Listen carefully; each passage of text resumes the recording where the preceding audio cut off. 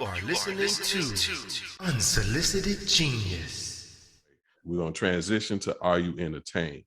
And with Are You Entertained? What have you been watching? And I'll jump in to say that I watched the Bone vs. 3-6 Mafia versus last week, and I was in heaven.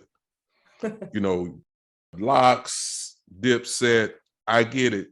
NY, that's where hip hop started. It was live, a lot of good energy. I respect it, just like I respect the Wu-Tang Clan. I respect Mobb Deep, but I am's who I am's, and that's all I'm gonna be. And 3-6 Bone speak to me. They spoke to me back then, 1990 something, and seeing them on TV spitting them tracks, they were speaking to me again. And then what really did it, when 8Ball and MJG came out on that So High song with 3-6 Mafia, when MJ was spitting, I squealed. And I don't know if I've squealed as an adult, but when MJ started spitting, I squealed because I didn't expect, I wasn't ready. I didn't expect all the guests. Terrence Howard, I thought that was great. Hustle and Flow is one of my favorite movies. So him coming out, all that, 3-6 did it. But the stars of the show was Bone for me. The star of the show was the water bottle, the water tosser, fight starter, Busy Bone.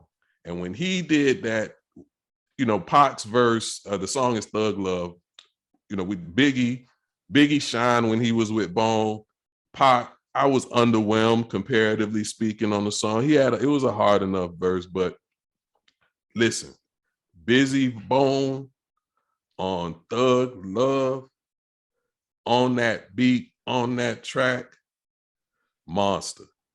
And I loved every second of that verses. It's my favorite by far. My favorite verses is the one with the Locks, because, you know, I just love Jadakiss and just, you know, the art that he displayed that night. I didn't see this one. All I saw was some footage of the fight. I thought the fight was ridiculous. Like, yeah, 50 plus years old. It was more, you know, shoulder pushing and, you know, that kind of thing, you know, hold me back. It was a little more hold me back. But and one of our friends, he was at the performance because they were out in LA and he lives in LA. So he said it was super live in person, but it was just more or less just hold me back kind of fight. But we too old to be doing that. I know who you're talking about. And they acknowledge that. Yeah, shout out to VO. He may be here one day because he, all into no lie, he is the knowledge base of all things hip hop. So we got to figure out a way to get him here to drop some of that knowledge. But for my input on what I've watched, that's what I watched. Anything that either of you want to add, be it versus or something else? Well, I've been watching the Wonder Years, the new version Wonder Years. Have you seen it? It's got Don Cheadle as the voice. I haven't. It feels really good because we all know the show, you know, but now it's a lot more meaningful because the things that they're talking about, the things they're relating to in the past, in the 70s, we know it. We may not know it directly, but we know it. And I won't call it wholesome, but it's one of those shows that you could watch with everybody. And there's a lot of message in it. So I like that now that I'm kind of, those are the kind of things I like to watch. So it's so funny you mentioned that. I've had the privilege of,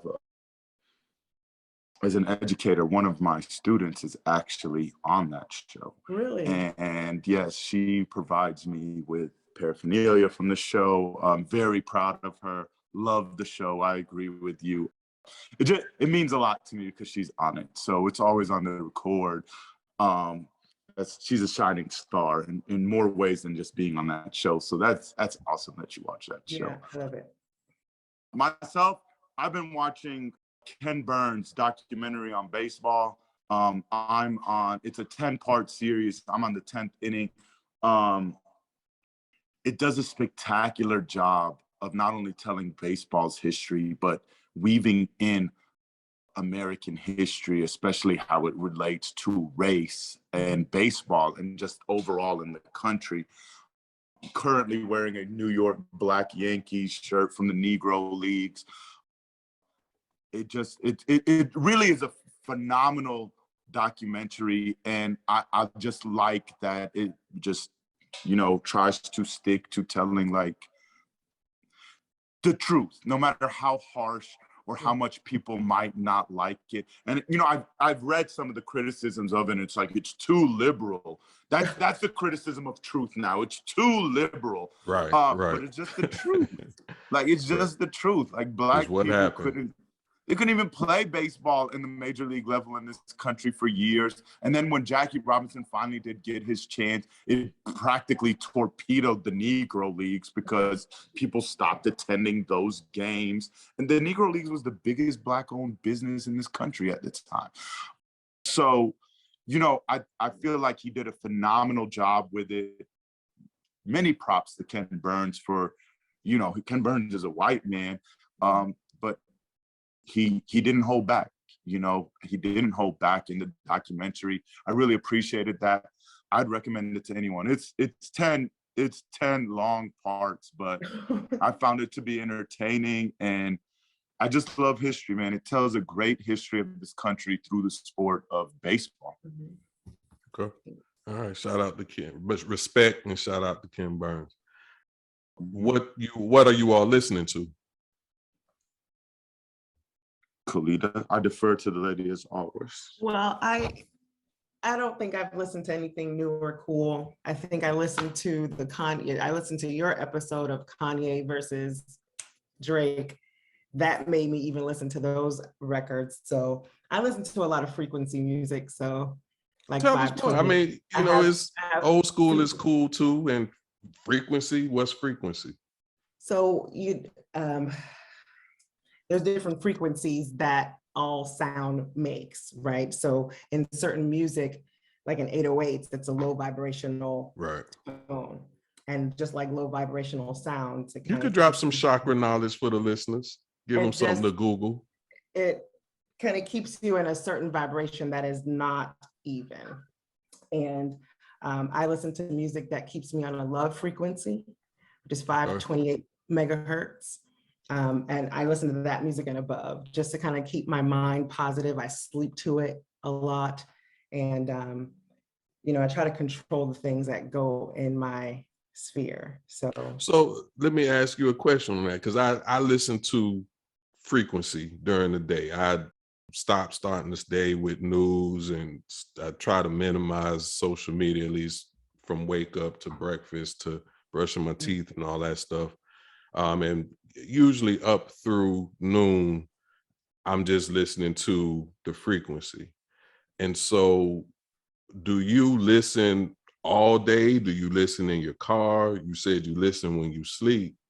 Tell us a little more.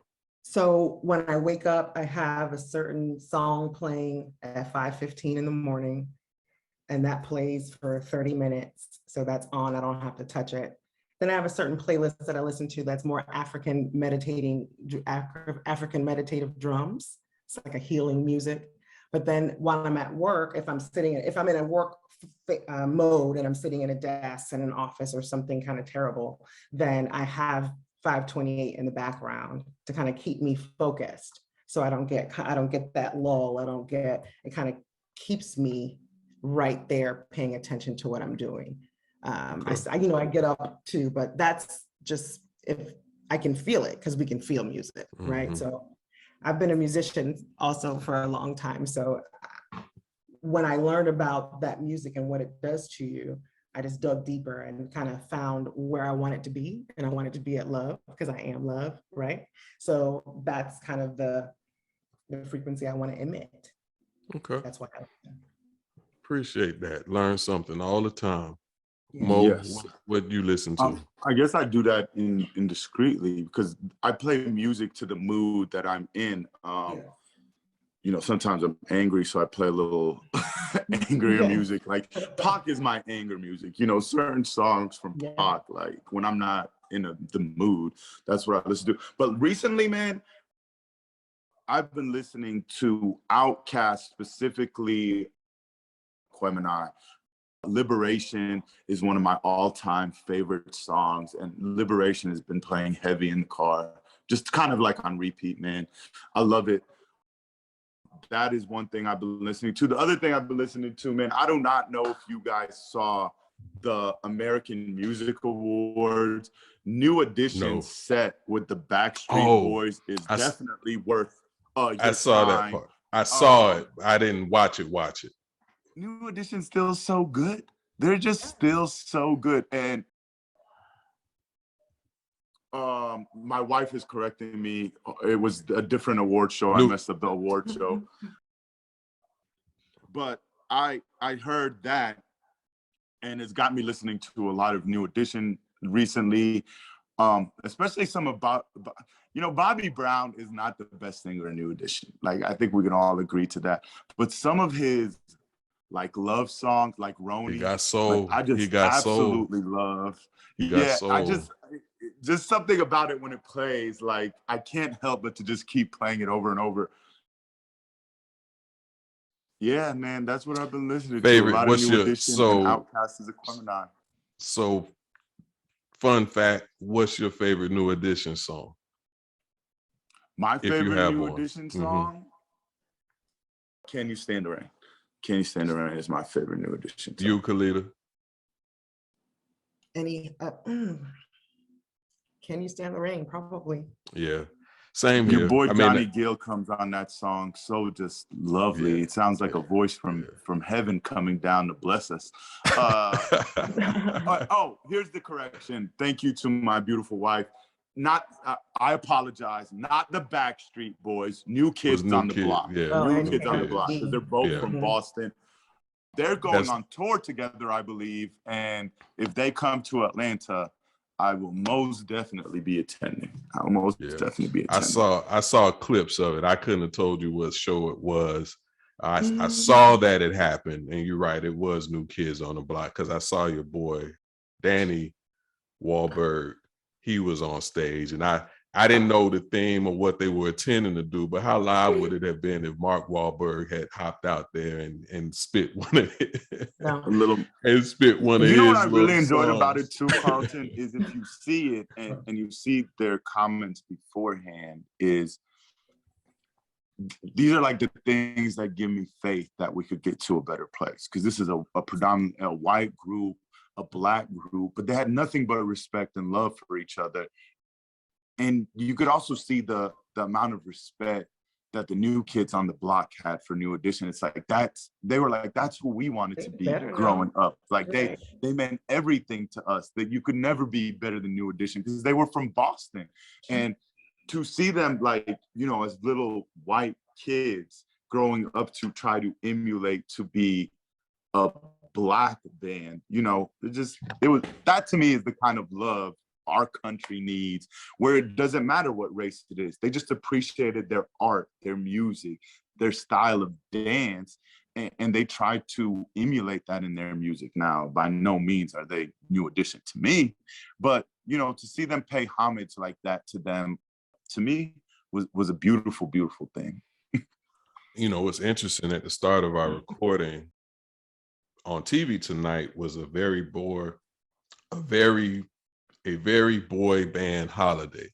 And so there was a Christmas special with Boys to Men, 98 Degrees, NSYNC. I'm not sure if anybody else made it to it, but I hope to be able to catch that record and see what that's like. Because I hadn't quite looked at it from that perspective in terms of the unity that's demonstrated. But I think even knowing that those bands, they viewed themselves as groups. The boy band is what the media, what the people placed on them. So regardless of it, they embrace the title and they're showing up to, you know, sing a little bit and celebrate the holidays. Real quick, for me. Oh, go ahead, Mo. Oh, I'm sorry. You know, that's the thing, though, that I guess you could say about entertainment, whether it's music or sports. I do feel like those things are unifying factors that do bring people together. Because, like, you know, Adele is a kick-ass singer. I don't care that she's a white lady. You know, I haven't listened to the new album yet because I'm not in a sad place in my life. So I need to prepare myself. I need to prepare myself before I jump into that Adele. But, you know, like, what's his name, man? Sam Smith. Sam Smith's first album is an album I come back to a lot. Just a great singer, you know, powerful message. You know, I do try to, you know, it just, those things are unifying and are appreciated just for the art that they are. And I wish society just judged all people just on who they are and what their capabilities are. We know that's not true, but you see these things more in like music and entertainment, like, because at the end of the day, it's, you know, people want to make money, right? And you make money with the best musicians, you make money with the best singers. So they ignore those other things that tend to be detriments. And we just need to emulate more of that in society, I feel.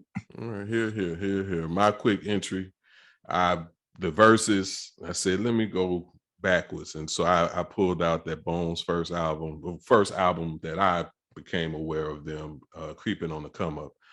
And I would tell you from start to finish, it wasn't just memory lane.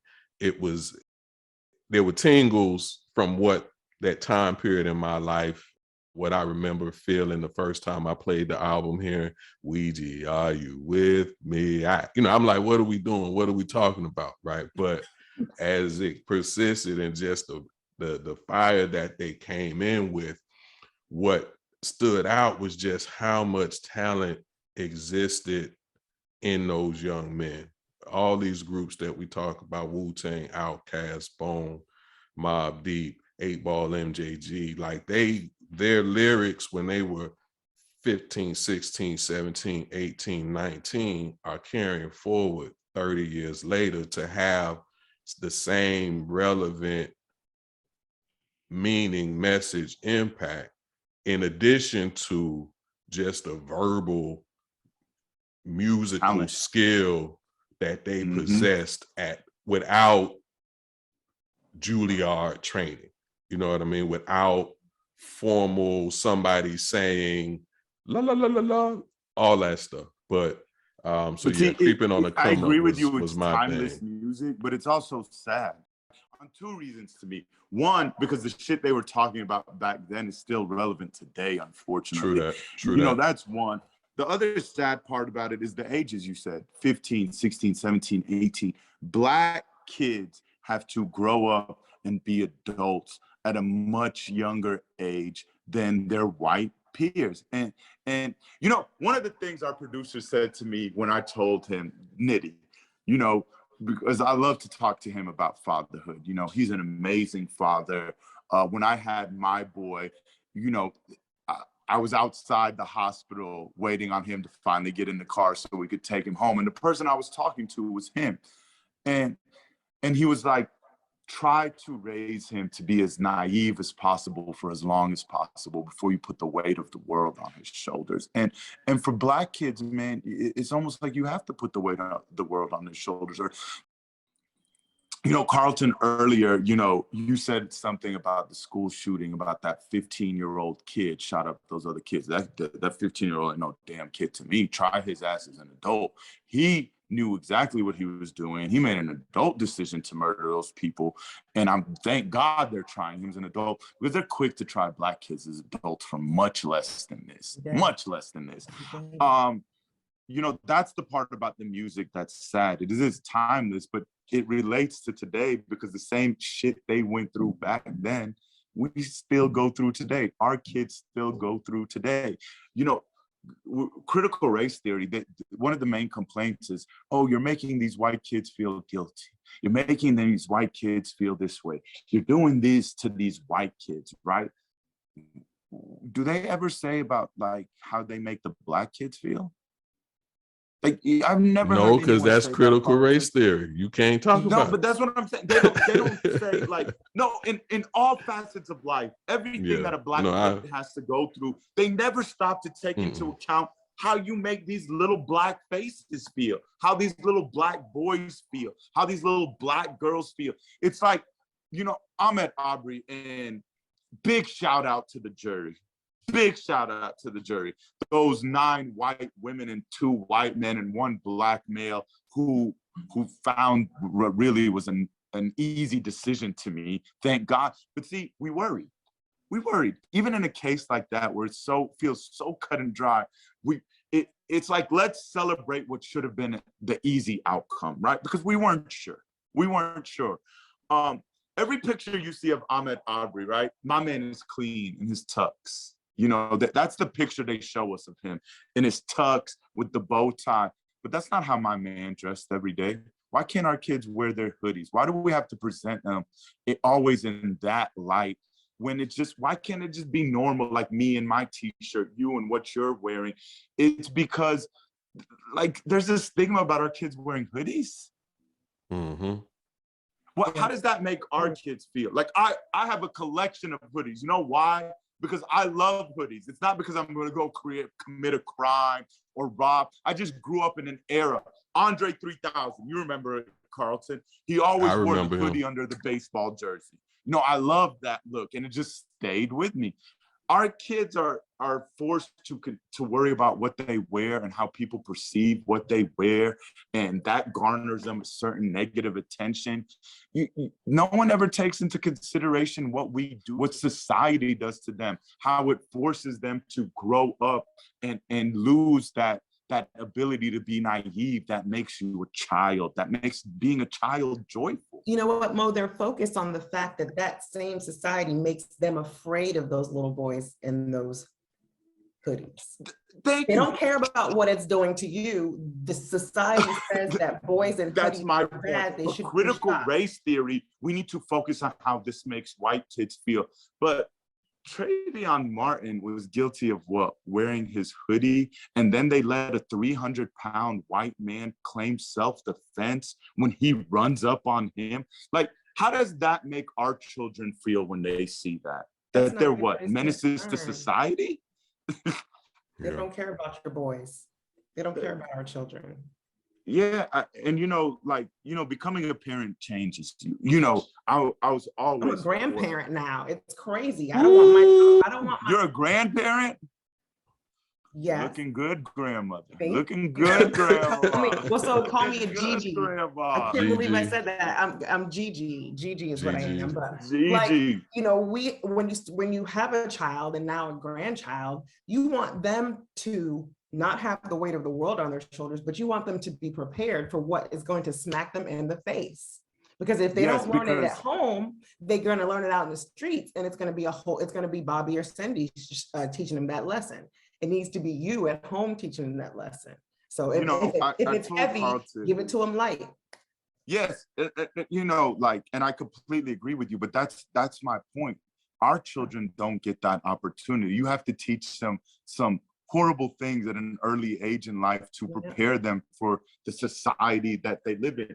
You know, for example, of many years ago, I read an article about a student. He's Black, and his dad, they came from privilege when it comes to money, right? They were very well off, and his dad never talked to him about race because he thought his money would protect his son from that, and which is a clown thought. So his son goes to college, and one day he's walking by on the campus and a car rides by them, and they call him a nigger. And the son has like a mental breakdown because he's never heard anyone call him that. He's never been, you know, surrounded by a racial issue in his life. And I actually talked to this about Carlton years and years ago, and I was like, you know, that's the dad's fault. That's his father set him up for failure. His father didn't prepare him for the society, the country that he lives in, because I'll be damned if my boy crumbles because somebody calls him that. Like, that's not gonna happen, because, you know, he's gonna know, like, the history of this country, and it's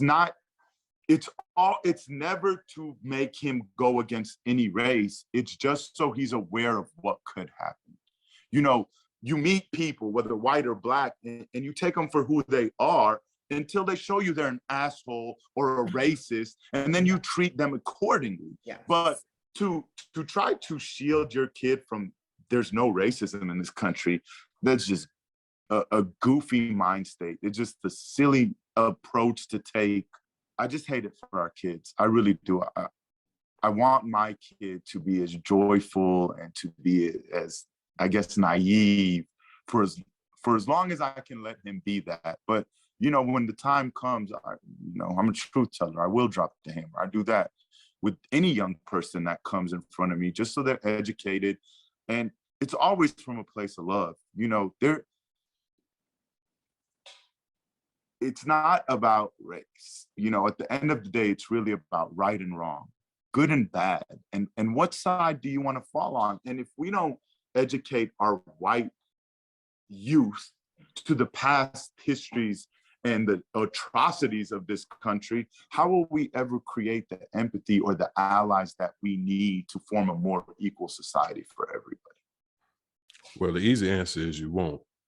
But you won't. But point well received. But that's back to that. They don't want to acknowledge there's a problem, because as long as you don't acknowledge there's a problem, there's no need to do the hard work of reaching a solution. Mm-hmm. Especially when you can just watch everybody fight it out. Yes. Right? Well, because that's what's happening. Someone's You watching know, us that's all what I fight it truly out. believe about the people in power. You know, they've created this division in this country because they profit off this division, and they continue to like push the button to keep us from unifying. You know, let's separate Blacks from Mexicans. Let's separate the Asians from the Hispanics, and let's make them squabble and forget about really the true enemy, the true oppressor, the true people keeping us from equality. And so on that, you know, our next entry is what have you read? And so I'll jump in and say, recently read Dying of Whiteness, or reread Dying of Whiteness. And I recommend it to white people. I recommend it to Black people. I recommend it to all people, because it provides insight as to what that is that we are fighting against, is whiteness. It represents what it is that they are holding on to. It's whiteness. And when they talk about dying of whiteness, not to tell the whole book, because I think everybody needs to read it and digest it for themselves. But there's a reality when we look at, say, healthcare, for example, in that we know that a lot of these Trumpers are poor white people, and they don't realize, they don't connect to the fact that they're sailing in similar ships as poor Black people, as poor Hispanic people, as poor people to the powers that be are poor. But when it comes to dying, dying as whiteness, what you have is people who are willing to forego healthcare for themselves to ensure that those other people who aren't white also don't get healthcare.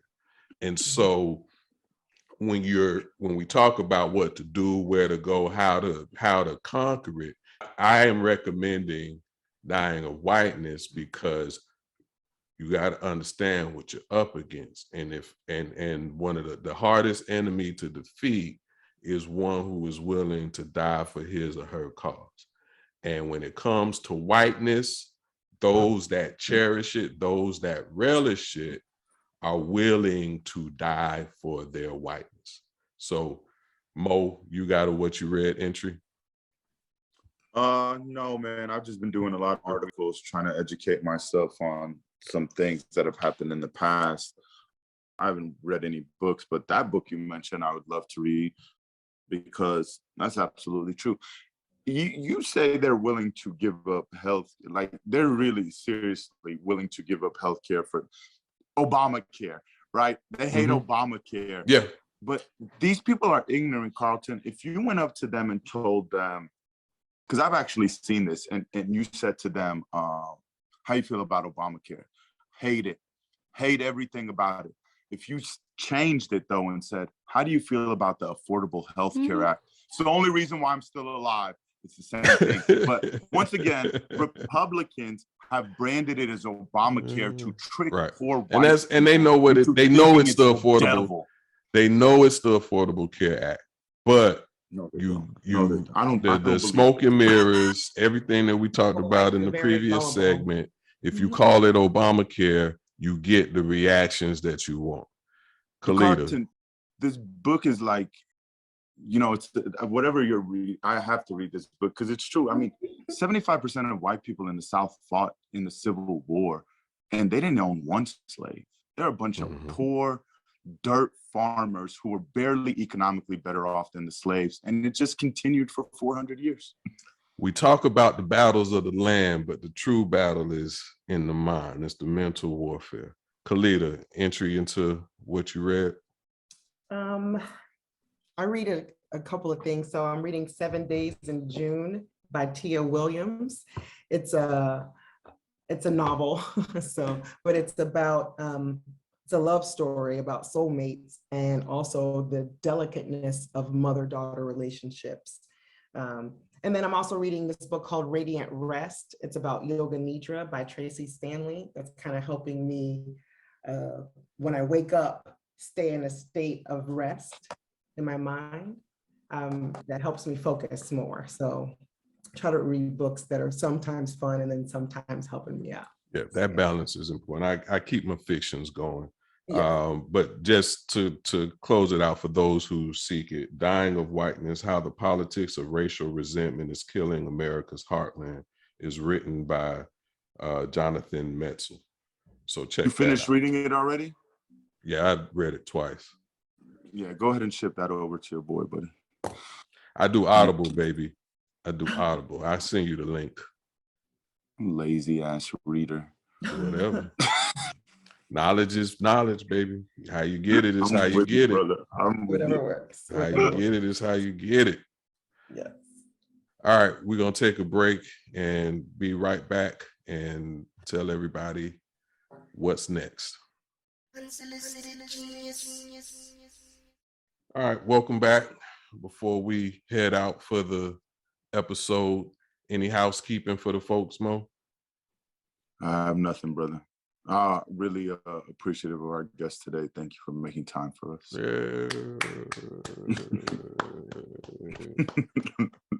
I'm very happy to be here. Anything you want to share with the folks, Caleta, before we head out? Housekeeping? No, I'm just glad that my friends have put together this wonderful show to kind of listen to the varying opinions of Black men, because they need to hear educated, beautiful Black men like y'all give your opinions and share your knowledge. So I'm honored to be here, and please keep listening. Thank you.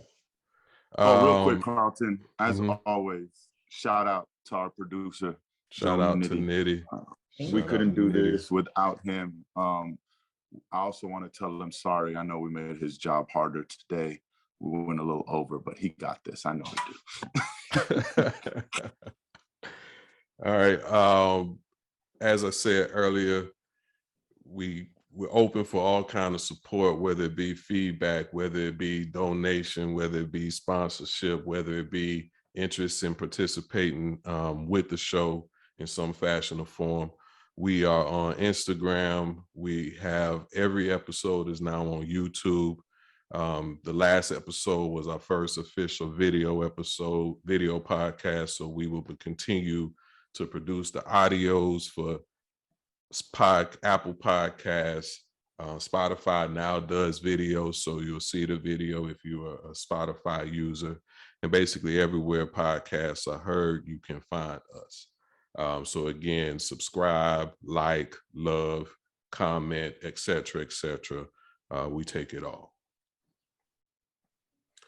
And so before we head out, we're going to end with Thoughts of Genius. And today I'd like to share that knowledge is power, ignorance is bliss. Throughout the show, you've heard us talk about where we spend our time, where we put our energy, where we place our focus. Ignorance tends to have a negative connotation, as in several instances is probably justified. But when we talk about ignorance being bliss, what we're saying is you don't have to watch everything. You don't have to be in everything. Whether it's other people's business, a la World Star, TMZ, or overconsumption of news media.